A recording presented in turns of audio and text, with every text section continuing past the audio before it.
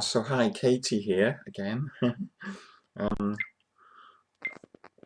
Excuse me, just having a sip of water. Yeah, that's just a random vlog update, my weekly random vlog update.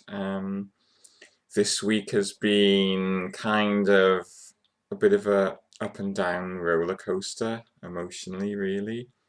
I left another online local transgender Facebook group because there was a rift actually between um, the one group of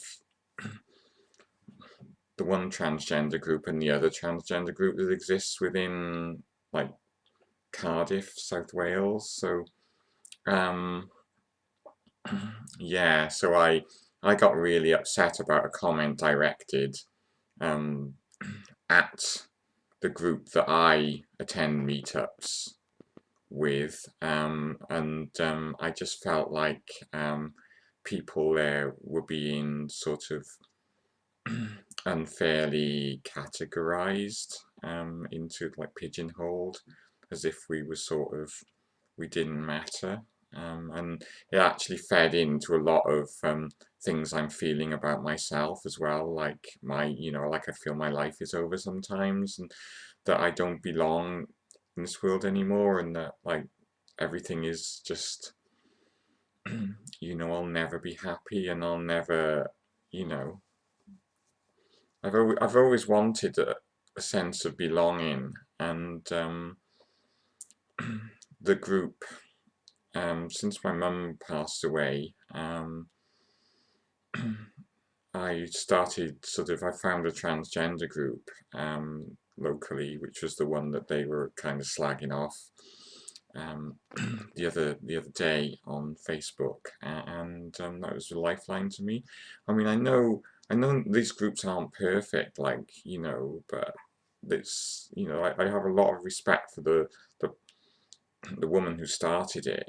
She's a really good friend, and so it was really sad to see people kind of splitting. Because so many people hate us from outside, but there we go. I mean, but yeah, personally though, I found one particular comment on there really hurtful, and the person who sort of posted the comment, they didn't mean it, but it just struck a really raw nerve with me. I'm just going to adjust my camera a bit. So I don't know where that. Oh God, you can't see the top of my head now. So that must look weird. Jeez, Louise. Sorry. Sorry, I didn't mean to. Oh my God. Yeah. So yeah. I'm kind of played around with the camera again. I'm just sort of like upset about that, but let's just forget about that for this time being, because I'll just ramble on about it. I had a really positive day yesterday, up until the evening, because I attended the LGBT History Month event at the Senedd, the Welsh Assembly in Cardiff Bay, with one of my friends, Michelle, and we heard such amazing speakers, and I learnt so much there. There was a life-size Lego statue of Lady Rhonda, who was a prominent women's rights campaigner in the sort of late 19th century, early 1900s, first part of the 20th century. And she she was also a prominent LGBT historical figure, because she was kind of stuck in a unhappy marriage, and then she had various relationships then with other women for the rest of her life. So yeah, she's a really interesting person. And there was also, I think, Howard Llewellyn from he was one of the founder members of, I think he was the founder member of the Gay Liberation Front. I might be wrong, or the Gay Liberation Front in Cardiff, in Wales. as well. I think one of the first gay pride marches in the UK was in Cardiff, and it was 1971. Um, so that was really interesting. He was talking about how things used to be and how um, gay people were sort of treated and referred to by sort of wider society and the media, and how there were all these groups as well, like Festival of Light, which was like an extremist evangelical organisation that held rallies, and apparently at these rallies in Wales, apparently because Howard sort of mentioned this, they would even go around, they'd even have like torchlit parades, and they were like wearing red armbands and like sort of holding crosses up high and stuff, a bit like a cross between the Nazis and the Ku Klux Klan. You know, they were really scary people. And I mean, there were prominent sort of celebrities and political figures at the time who were involved with this Festival of Light movement. Mary Whitehouse, of course, and also Lord Longford and Cliff Richard, the singer. So yeah. So that was really interesting, and our friend as well gave a talk. My friend Chloe was there, and a few of my other friends were there as well, and it was really lovely. And I met the wonderful Kat Burton as well. It was a real privilege to meet her, and we're now friends on Facebook, which is great. She was absolutely charming. You know, I was quite awestruck really, because she's been on a lot of just documentaries, and she has made history by being the first transgender trans woman airline pilot in the UK. So, and possibly the world, maybe. I don't know about that, but maybe she's the first ever in the world. So that was great. And then, yeah, so it was a really good day. And our friend as well, our friend gave a talk, which was great. It was about three LGBT figures in Plaid Cymru, and which was really interesting. And I was going back to the 70s, so it was, it was quite a while ago. You know, and in those days, you know, they did not. If somebody was gay, and certainly if somebody was transgender, parties didn't want to be associated with them. You know, even kind of fairly progressive radical parties sort of pushed some three gentlemen to one side that our friend Morgan talked about, because they were gay, and they actually lost three really good possible leaders of Plaid Cymru by doing that. You know, I mean, I'm pleased to say now that Plaid Cymru is one of the most pro-trans political parties. They haven't become like the SNP, unfortunately. They haven't become like the SNP. It's unfortunate what's happened with the SNP. I'm glad that Plaid Cymru haven't gone down the same route as the SNP. You know, with the transphobic split that they've had, and Nicola Sturgeon feeling the need to actually appease these extremist transphobes in Scotland who are against the Gender Recognition Act. So yeah, it was really interesting talk. You know, I mean, why sideline somebody for being gay or trans, or any other factor like that, if they're really good at their job, and they're really talented? Just everybody's lost then, and some of these figures. I mean, the one um, man that Morgan covered actually left Wales and he emigrated to Australia, and he became really, really, I think yeah, I think he's very, very influential in Australian politics. So they lost that guy, they just because they didn't want to be associated with gay people at that time. And yeah, and there was a really, really good talk as well about a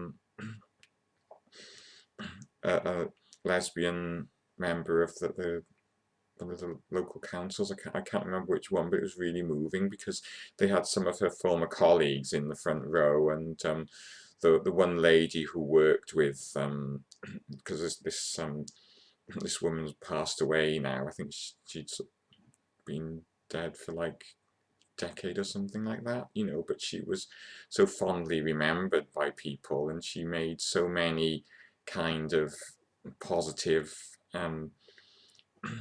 she did so many positive things that helped so many people that you know, she was kind of like an unsung hero, really. And then, like, a few people in the front row who knew her, and there was one lady got really emotional, that, you know, said how much she missed her, and I was like tearing up because, I mean, it's just, you know, it's just, I just want to go over and hug her, but I couldn't because we were over the other end of the audience. It's about 100, well, 200 people there, maybe 150, 200 people. I think the weather, I think there would have been more people there, but the weather put people off because it was so windy and rainy outside. And then we went downstairs as well because there were kind of talks and lectures and performances downstairs, and there was a really good talk, like storytelling sort of session about Amy Dilwyn, who I'd never heard of before, but Amy Dilwyn was a, a prominent Welsh businesswoman and also author as well, and she she was gay, and at a time when obviously we're talking about, I think her birth, she was born 1840 something, 1845, and she died like 1935, so she was actually 90 when she died, so she must have seen so many changes. But she always had an unrequited love for a girl that she met when she was young called Olive, and sadly, you know, I mean, Olive and her remain friends, but nothing, you know, no kind of amorous relationship on Olive's part, but she did have other relationships, we think, because the circles that she moved in, like when she moved to London, because I think she was from like Swansea way originally, or Llansamlet, maybe, I don't know. But her parents were quite well off, and she was actually kind of a bit like me. She was a bit of a manic depressive type person as well, maybe, we think. But yeah, so it was really good, really positive day. And unfortunately, when I came back, my neighbour next door, he must have put his television on the wall because I just kept on hearing the noise of his television when I was trying to relax, and I just found it really difficult to cope with because I live in a terraced house and I feel really trapped when that happens.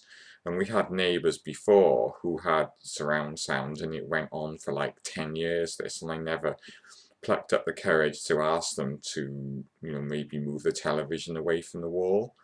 And they were all right about it when I asked them, because we were quite friendly with them anyway. But then you still could hear the noise, so I had soundproofing done. And in between time, well, actually, shortly afterwards, my neighbour with the surround sound moved, and then the house was empty for about a year or so, and this other neighbour moved in who was being quiet up until I think it started last year, and then he must have moved the television again um, over Christmas, and now the television's back on the wall, maybe. I think it's something like that, but I thought, how can lightning just strike twice in the same place? It's just, you know, I mean, that sounds dramatic, but, and you don't want to go up, because it wasn't really enough noise, to be fair, for me to complain about it, but it was still enough to kind of really get on my nerves and make me feel kind of run down. So yeah, so I went to bed, and I actually woke up screaming. I was like screaming in my sleep. Partly because of that was making me feel really down, and also um, I'm going to, this sounds really funny, I'm going on my first ever business trip with work on Wednesday, I have to stay overnight at a hotel Tuesday evening to attend a course in Solihull, and so I've been panicking about that, you know, because I'm going up on my own. Hopefully meet up with my other colleague who will be at the hotel, and then it should be okay then. But I'm just worried about getting there and getting to the course on time, because the hotel is actually in Birmingham, and there are special buses apparently that the company have to take employees to the location of the course, our kind of Midlands office. So yeah. So yeah, there's all kinds of things going on really, up and down this week. You know, I mean, the dysphoria came back earlier on in the week, and now I've got this other noise problem that's come back. It's just really, really, you know, life is just up and down all the time. I mean, yesterday would have been like a really perfect day because I felt so warm and like I belonged, and like I felt so positive and inspired afterwards when I left the event. And then it was like a real come down then when my neighbour started being, well, I won't say he's been a bit of a dick because it's probably haven't told him and he probably doesn't know. Well, I haven't met the guy, so I don't know how he'll react. With some people, it just kind of makes them worse. And if it's not a really loud noise, then you might just think I'm being a bit of a snowflake, you know. So, yeah, but there we go. Pardon me. So yeah, that is my life to date, and I will sort of fill you in with the details of my misadventures in Solihull. It's so great, you know, being in the construction industry, you get to go to such you know, glamorous, exotic places like Solihull. No, there's probably nothing wrong with Solihull, really, you know. But I'm sure, you know, once everything goes okay, I'll be all right. It's just getting there and like packing and remembering to take stuff and all that sort of palaver. So yeah. So cheerio anyway, because this is quite a long video now, and I'm not really talking about anything, any theme in particular. So yeah. So yeah, if any of you people out there, my lovely you people, didn't mean to sound rude, but you wonderful people who follow my channel and who subscribe have got any comments or feedback, please leave below. I mean, you may well be suffering from noisy neighbours, or you've suffered from noisy neighbours as well at some stage in your life. So yeah, please, any tips would be really handy. So cheerio, folks, and probably hear from me this time next week. Bye. Love you all.